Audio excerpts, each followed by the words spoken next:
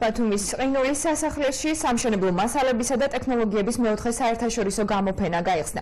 გამოფენაში საქართველოს, თურქეთის, აზერბაიჯანის, ირანის, სომხეთისა და უკრაინის 47 კომპანიაა წარმოდგენილი. მომდევნო 4 დღის განმავლობაში დაგეგმილია მონაწილე კომპანიებისათვის პრეზენტაციები და ორმხრივი შეხვედრები.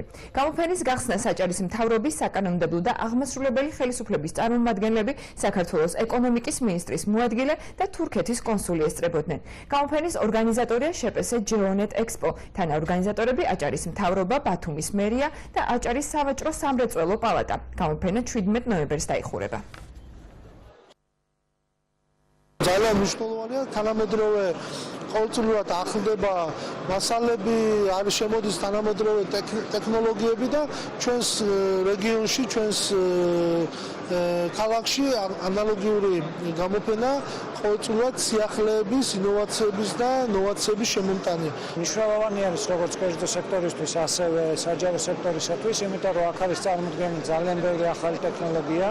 ჩვენ ვნახეთ ენერგოეფექტური წარმოების ბევრი ნიმუში, ვნახეთ წარმოდგენილი მასალები და შესაბამისად ვინაიდან მთელ საქართველოში და მათ შორის აჭარაში არის ძალიან ბევრი მშენებლობები, რეალურად მეწარმეებს შეუძლიათ რეალური ეკონომიები მიიღონ იმით, რომ გამოიყენონ ენერგოდამზოგავი და ახალი ტექნოლოგიები.